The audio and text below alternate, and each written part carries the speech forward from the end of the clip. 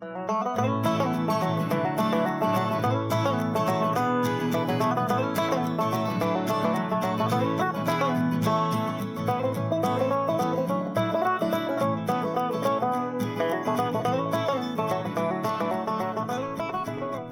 right, happy spring, everybody. Cheyenne Mountain Seed Company here. We're going to talk about the basic preparation and optimism of the growth season this year for hemp seeds. I guess we'll just start by getting where we're going to start. Preparation of our soil. We're going to start with getting our finances together, our land together, our people together, and our seeds together. We're going to talk about a little bit about our water sources, our mediums for all this. How are we going to choose our seed wisely? We don't want to buy non-feminized seeds this year. We don't want to buy Chinese seeds this year. We want to buy from American farmers, and we want to buy good genetics.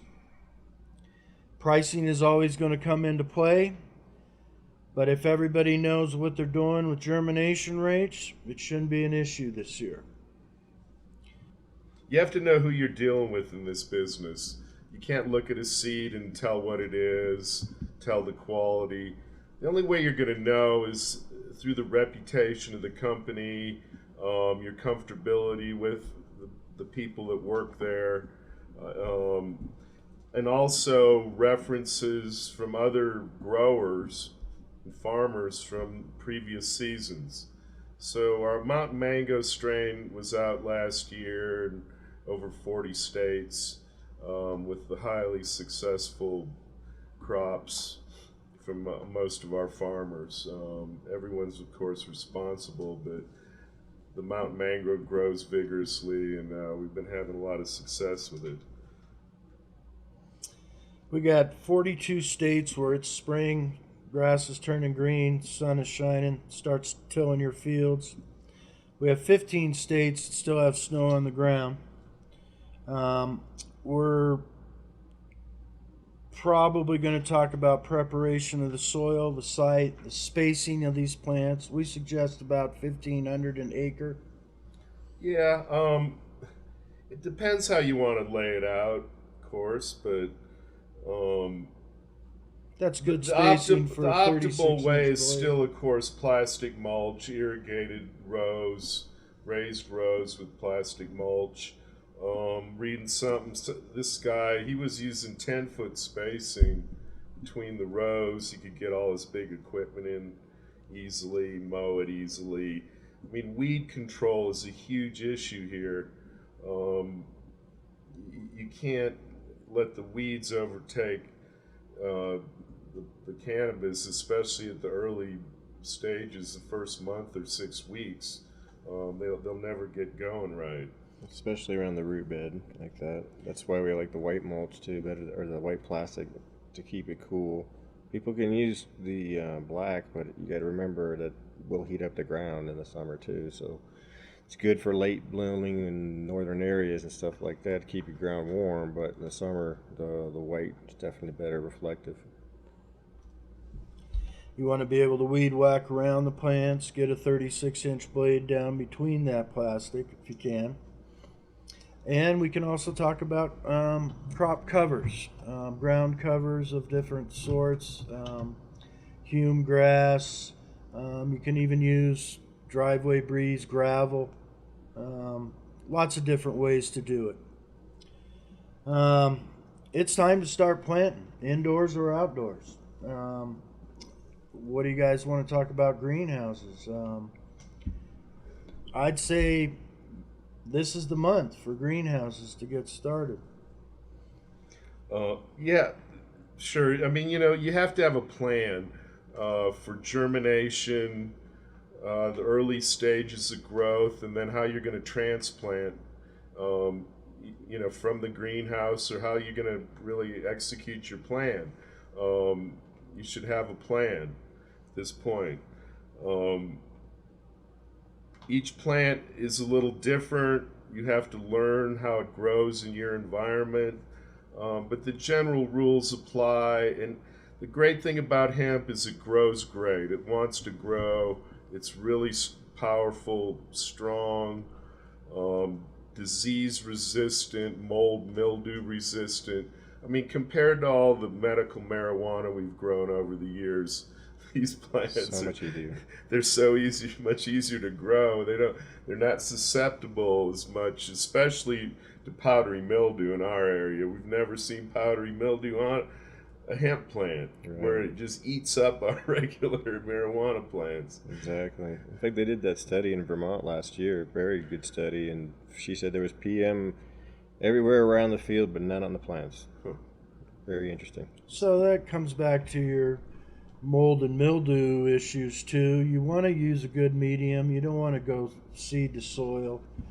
You want to start them early before you get them in the ground outside. You don't want them too tall, too big, or you're going to have to stake them.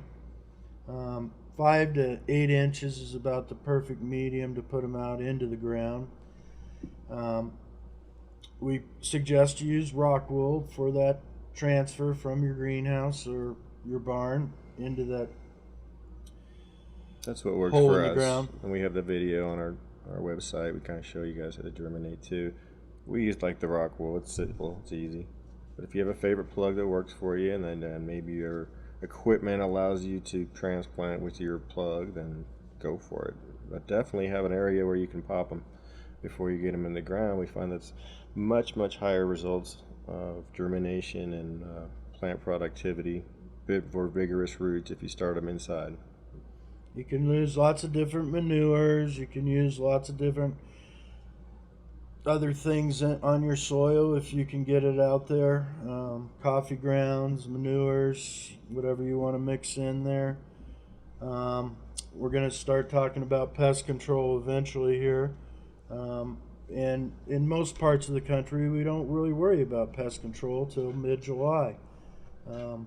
Get your bud or your bud worms and green worms. Yeah, and things. most of your pests you're not going to start seeing a whole bunch of them until around the 1st of July.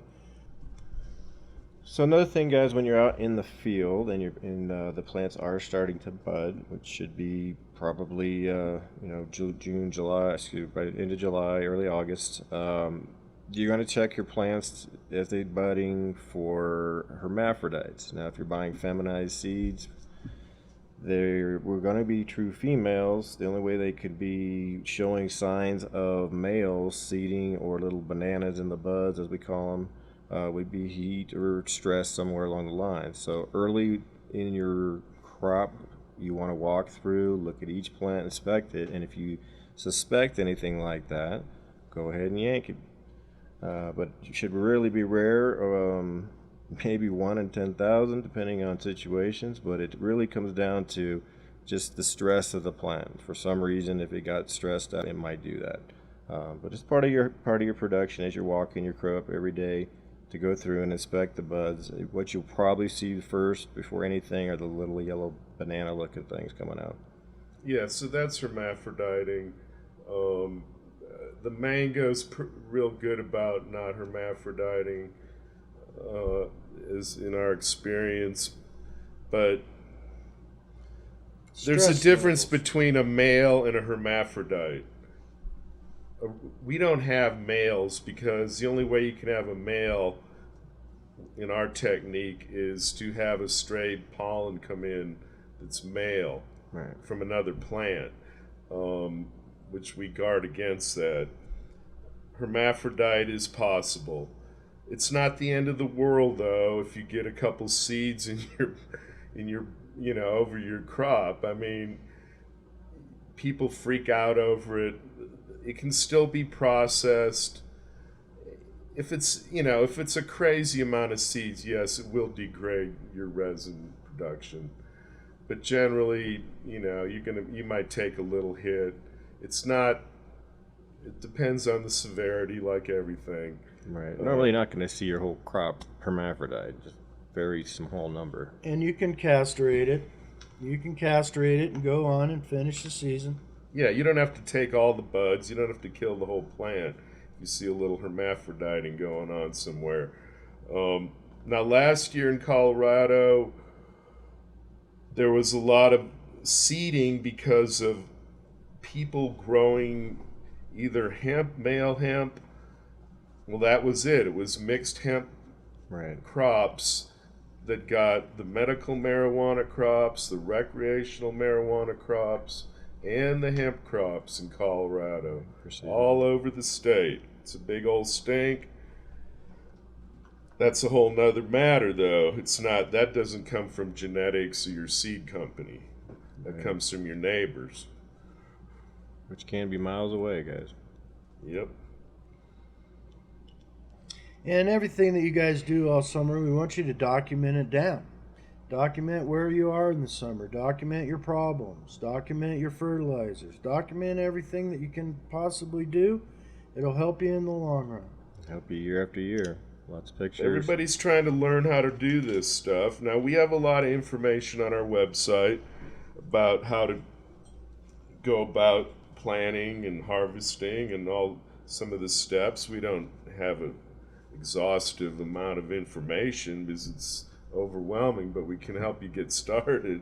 The next, you got to watch for your THC levels during the growing cycle. And again, documentation works great in this regard. If you do multiple testing, and you can watch the curve. Okay, it's going to be it's going to be a curve that's not going to jump around normally, unless the lab or there's some other issues with sampling, field sampling, things like that. But you should have a consistent curve, and you should be able to predict when you're going to get to 0.3 THC. Yeah, that to me, that's a huge thing. People ask all the time about testing.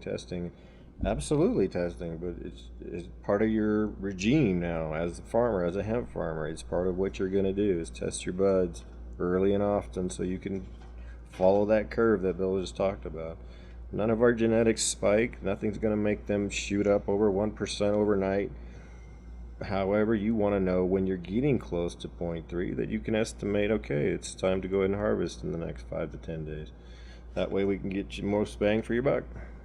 And we want to create a relationship here with various people, our Department of Agriculture guy, our lab that's doing the testing. You're going to have private labs doing these testing that you're going to want to give to your Department of Agriculture guy anyway to show him where you're at and how you're doing.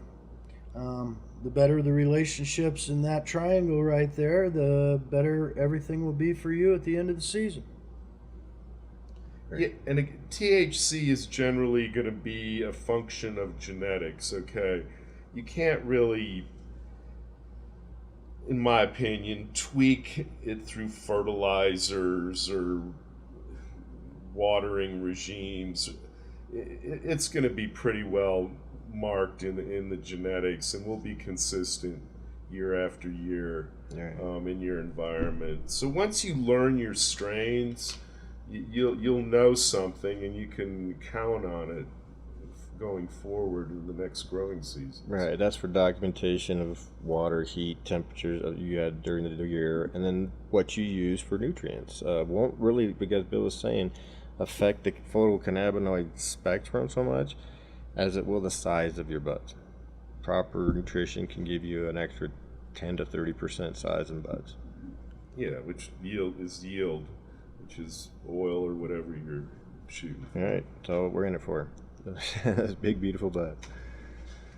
And along those big, beautiful buds, too, you guys know that the top of the plant, of course, is very valuable. And what we've seen this year with a lot of production of CBD, obviously people are worried about the market being saturated, things like that.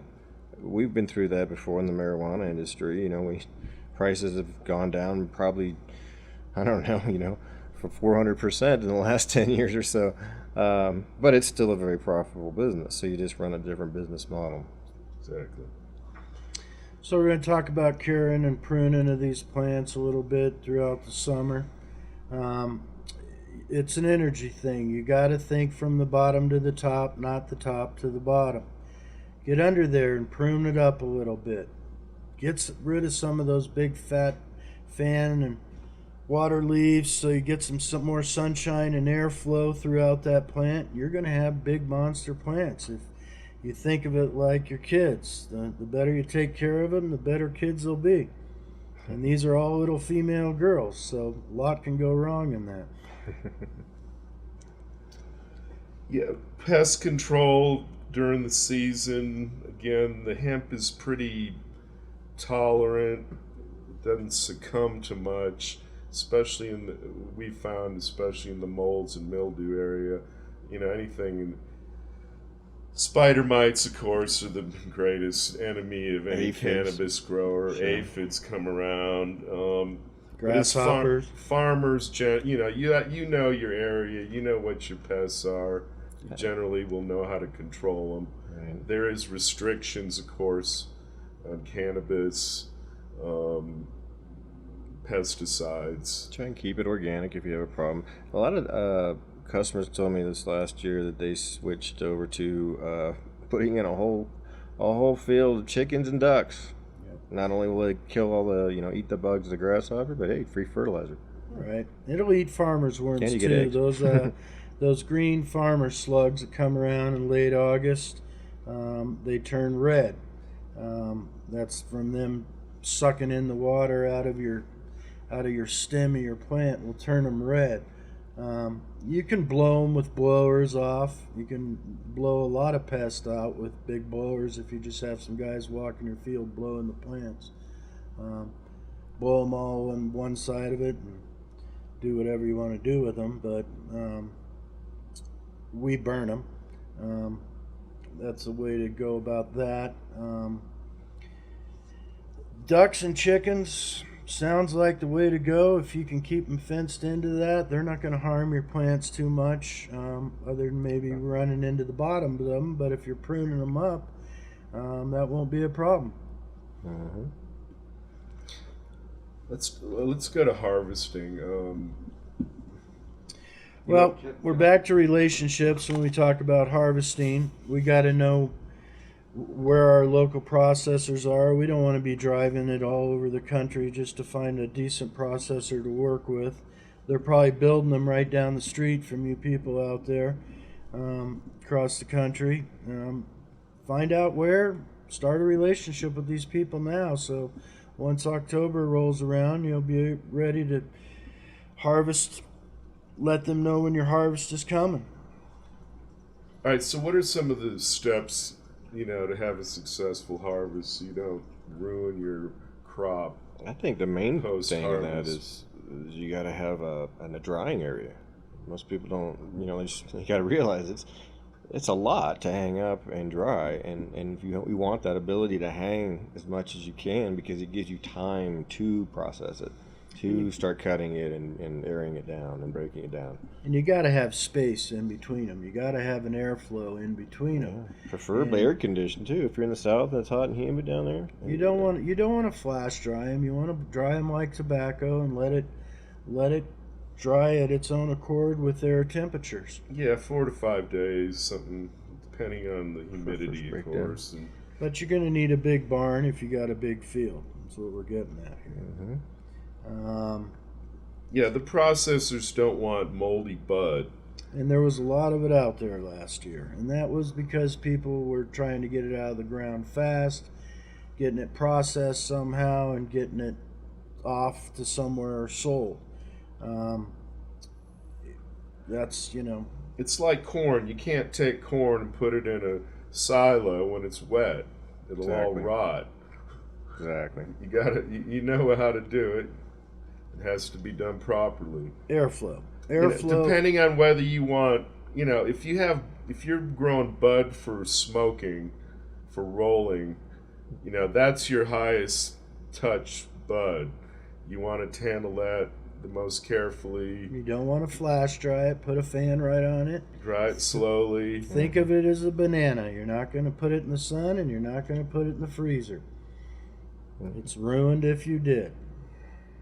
So, if it's going to be made into oil, again, the quality of the bud itself, biomass, and we consider biomass just a big old ground up pile of everything. They'll take the whole plant. A harvest it. bud, it will generate much higher quality oil than biomass. It's all ground up. Is the chlorophyll and all the lipids and various other junk that gets mixed in that has to either be taken out. It just degrades. So depending on what your end product is going to be, what your goal is, that's also the care you're going to put into the drying and Exactly. curing process. I think we've seen the most, other than the huge, large scale operations, if you're mid scale or even home grower, then the most profitable thing we saw was that if you take all the best colas and treat them, hand trim them the best you can.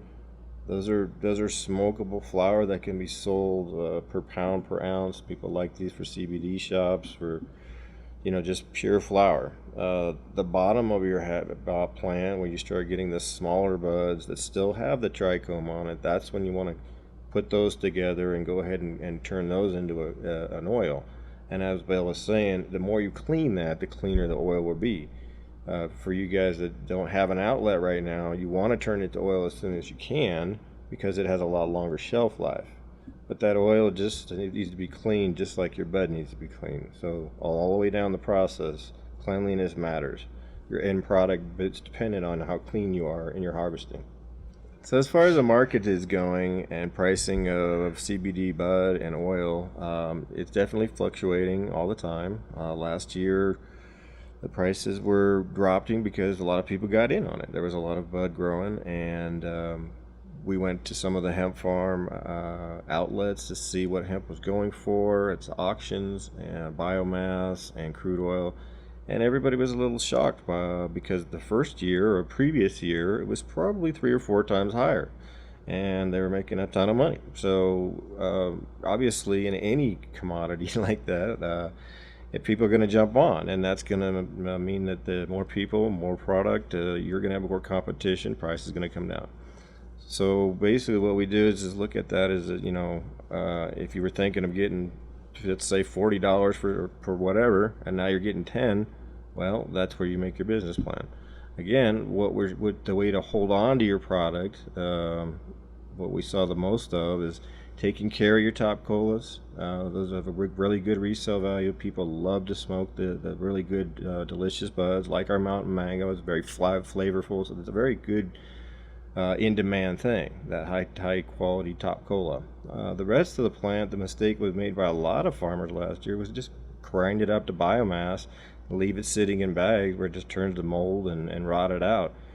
Your product's gone at that point. Nobody wants that. You can process it, but it's going to be low quality.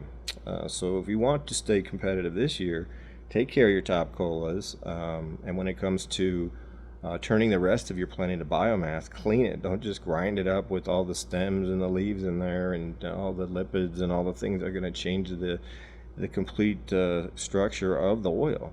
You want to go ahead and try to clean some of that out. Use the smaller buds. The leaves that have some trichomes on them are good, but anything else, get rid of it. That way your oil product will be a lot cleaner and more valuable and more in demand. That's where the market's at. That's where it's going right now. So, there's a huge problem in the supply chain, as, I think everybody recognizes. The people really need the CBD, but they don't know what it is really or how to get it. The products on the market today are weak in the sense that they don't have a lot of CBD in it. Just low bottom percentages. line, there ain't a lot of medicine in it. See, what we take personally here is we make our own medicine.